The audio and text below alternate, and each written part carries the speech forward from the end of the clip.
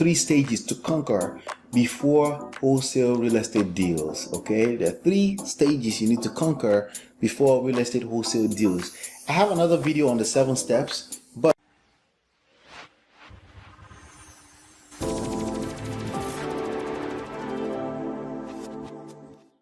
hey my friend, this is Ola coming to you live from my Empire Pro Studios. I'm the author of Smart Real Estate Wholesaling and the creator of myempirepro.com.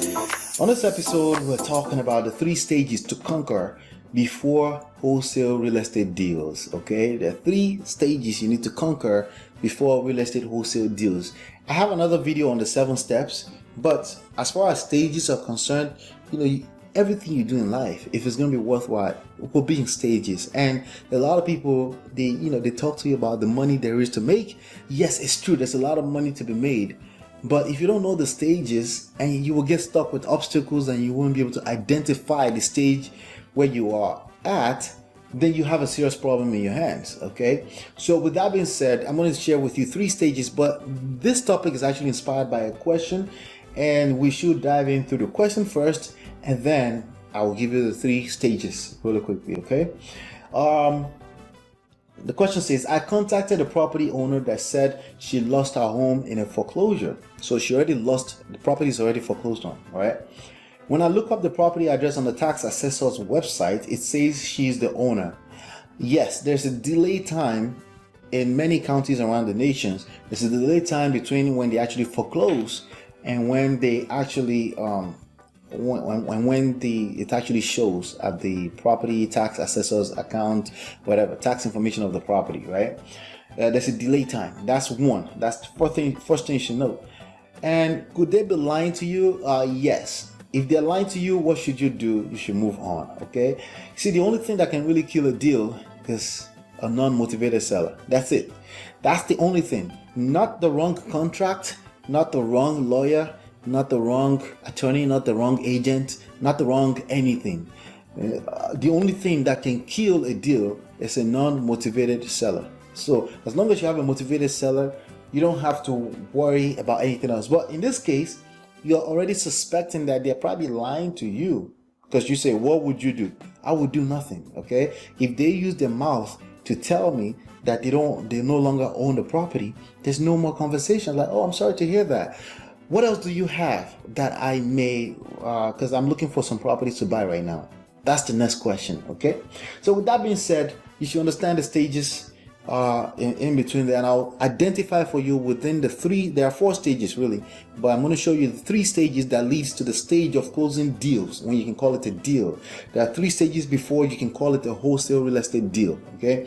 And those 3 stages I'm going to share with you, and I will identify with you where you can say you have motivated seller, because with a motivated seller you always have a deal. Without a motivated seller, it's a dead deal basically. Okay, so the first stage is data. Okay, data. We have a whole chapter here on this book, by the way. The chapter is, what chapter is that? I should know that offhand, right? It's chapter 3, data collection. This data collection, we live in 2000 and digital. There's no such thing as digital without data collection. Okay, I know many of you just want to just drive around, knock on doors, and then close deals. Boom. It doesn't work that way. If you work that way, you got lucky, and it's probably not going to work like that the second, the third time. You can't really build a business out of it, right? But you can get lucky. It's possible. Okay. So with that being said, the first stage is data. That's the point where you actually go into a software. You can go to empirebigdata.com to test it out for free for 7 days. And you go into a software and you pull out 160 plus million properties, okay? Property records. And you can literally see information if they're in pre-foreclosure. Basically, the data you're looking for is data of people that are going through distress. Pre-foreclosure, out-of-state owners, tired landlords, vacant properties, lien against the properties, right? There's so many things that can happen to a property to make it a non-profitable venture for the owner. Those are the kind of properties you're looking to find their owners, okay? So you find the owner's information, that's also data.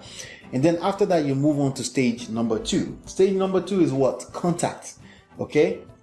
You will contact them. You can't contact them unless you have contact information. So you can find the same software will help you find the email address, okay, find the phone numbers, okay, find the property address, so you can drop postcards in the mail for literally $25. You'll be able to contact 50 people right now, okay? But remember, stage one is to pull the data, okay? Pull the data online. It's cheaper to do it online because you already have internet, and it's a lot more expensive to drive around writing down addresses. It's expensive. It's at least $30 in gas, right? And you can do a lot more faster right from your computer, and you can have other lives, and you don't have to quit your job unless you actually replace your income like some people crazily do.